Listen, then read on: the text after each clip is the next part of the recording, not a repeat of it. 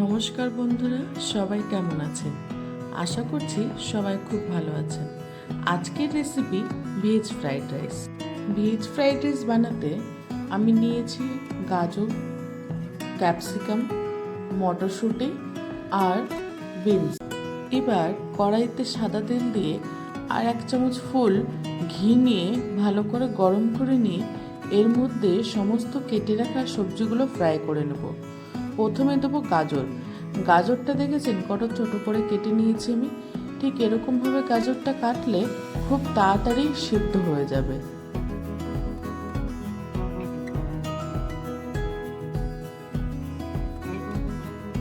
গাজরটা ভাজা হয়ে গেছে। দেখুন ঠিক এরকমভাবেই গাজরটা হালকা ভেজে নেবেন। এরপরে এর মধ্যে বিনস আর কেটে রাখা ক্যাপসিকামগুলো দিয়েও এবার হালকা করে ভেজে নেব।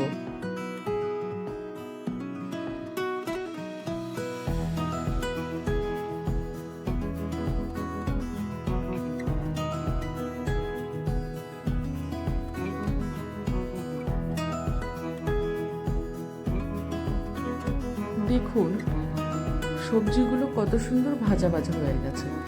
এবার এর মধ্যে আমি বাসমতি রাইস দিয়ে দেব। আমি বাসমতি রাইসটা 90% মতন কুক করে নিয়েছি। আমি ভিডিওটা অন করতে ভুলে গেছি, এর জন্য ভাতের হওয়ার ক্লিপটা আমি দিতে পারলাম না। এই দেখুন ভাতটা আমি এবার এর মধ্যে দিয়ে দিলাম।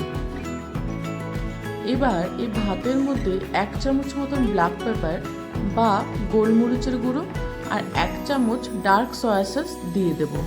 দিয়ে এবার এটাকে খুব ভালো করে মিশিয়ে নেব।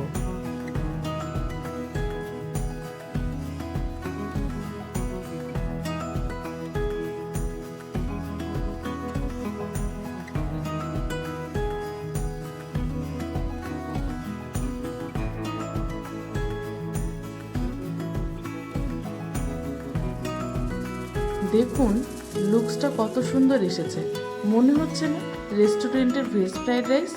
এর মধ্যে এবার সামান্য পরিমাণে লবণ দিয়ে আবারও ভালো করে মিশিয়ে নেব। এর এত সুন্দর একটা গন্ধ আসছিল, পুরো রান্নাঘরটা এর সুগন্ধে ভরে উঠেছিল।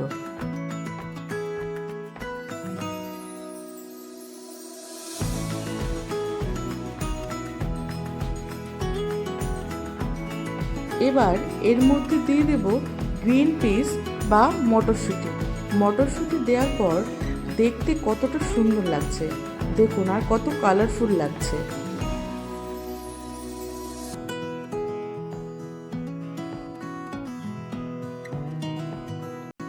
রেডি হয়ে গেল আমাদের হোমমেড ভেজ ফ্রাইড রাইস।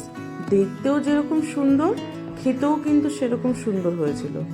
এরপর এর উপর থেকে পেঁয়াজ পাতা বা স্প্রিং অনিয়ন ছড়িয়ে আর সামান্য ধনেপাতা কুচি ছড়িয়ে ভালো করে মিশিয়ে নিয়ে সার্ভ করব পনিরের যে কোনো আইটেম বা আলুর দম বা চিকেন, মাটন, যেটা খুশি আপনারা সেটাতে সার্ভ করতে পারবেন। রেডি আমার ভেজ ফ্রাইড রাইস। লুকসটা কেমন এসেছিল? দারুণ, খেতেও খুব দুর্দান্ত স্বাদ হয়েছিল, লুকসটাও ভালো হয়েছিল।